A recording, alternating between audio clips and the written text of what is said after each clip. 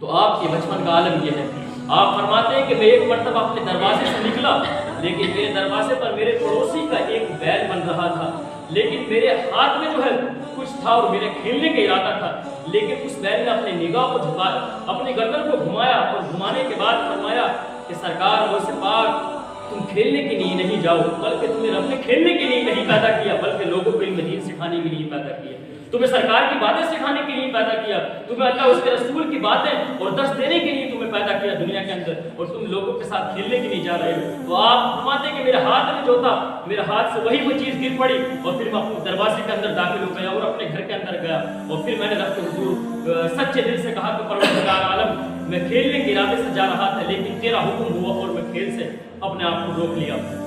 تو یہ آپ کے بچپن کا عالم تھا، اور یہ آپ کی بچپن کی ذہانت اور تقوی اور پرہیزگاری کا عالم تھا کہ جب آپ اپنے زمانے میں جوان ہوئے، لوگوں کو علم دین سکھایا، لوگوں کو اچھی بات بتائی، تو وہاں ایک غیر مسلم تھا، اس نے سوچا کہ میں اب مسلمان ہو جاؤں۔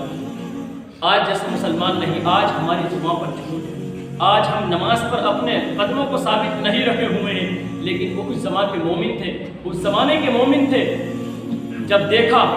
کہ سرکار غوث پاک رضی اللہ تعالیٰ لوگوں کو علم دین سکھاتے ہیں، تو وہ کچھ مجلس میں آ کر بیٹھ جاتا ہے، لیکن اسے یقین نہیں ہوا، وہ چاہتا تھا کہ میں ایسے انسان کے ہاتھ پر بیعت کروں اور ایسے انسان کے ہاتھ پر مسلمان ہوں جو روح زمین پر سب سے زیادہ نیک اور پرہیزگار ہوں،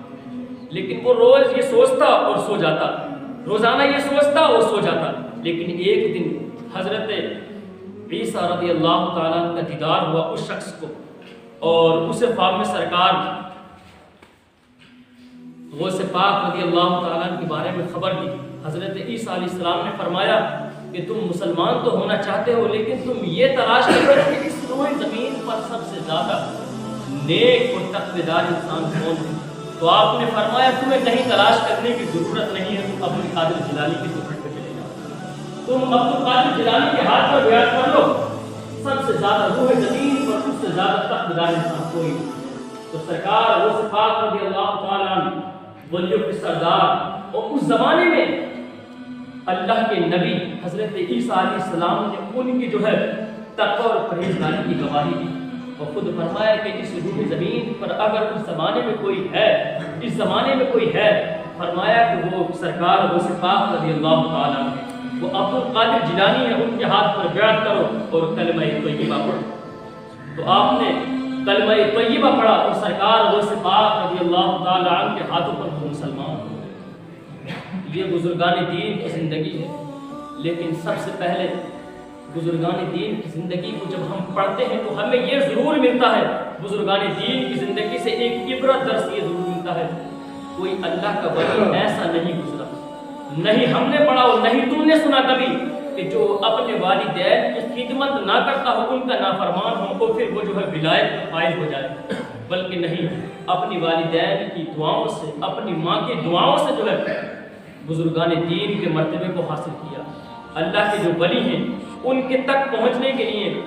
اپنی والدین کی خدمت کی، کوئی ولی ایسا نہیں گزرا۔ اور آپ کا خود واقعہ ہے کہ آپ فرماتے ہیں کہ جب میں بچپن کا عالم تھا تو بچپن کا عالم یہ تھا کہ میں اپنے بھائی سے بڑا تھا اور میرا بھائی مجھ سے چھوٹا تھا، اور ان کے بھائی کا نام جو ان سے چھوٹے تھے ان کا نام تھا ابو احمد عبداللہ رضی اللہ تعالیٰ۔ فرماتے ہیں کہ میں علم دین حاصل کرنے کے لیے باہر بغداد نکل گیا، لیکن میرے چھوٹے بھائی ابو احمد عبداللہ ماں کی خدمت کرتے رہتے، لیکن جب وہ جوانی کی دہلیز پر پہنچے تو ان کا وصال ہو گیا اور وہ اس دنیا سے دار فانی سے رخصت ہو گئے۔ فرماتے ہیں کہ انہوں نے بچپن میں میری والدہ کی خدمت کی، لیکن خدمت اس لیے کی کہ میں جب اپنی والدہ کی خدمت کرتا تو وہ مجھے دیکھتے کہ یہ والدہ کی خدمت کرتے ہیں، تو اس لیے وہ بھی میرے طریقے کو اپنا لیا انہوں نے، اور پھر بھی وہ والدہ کی خدمت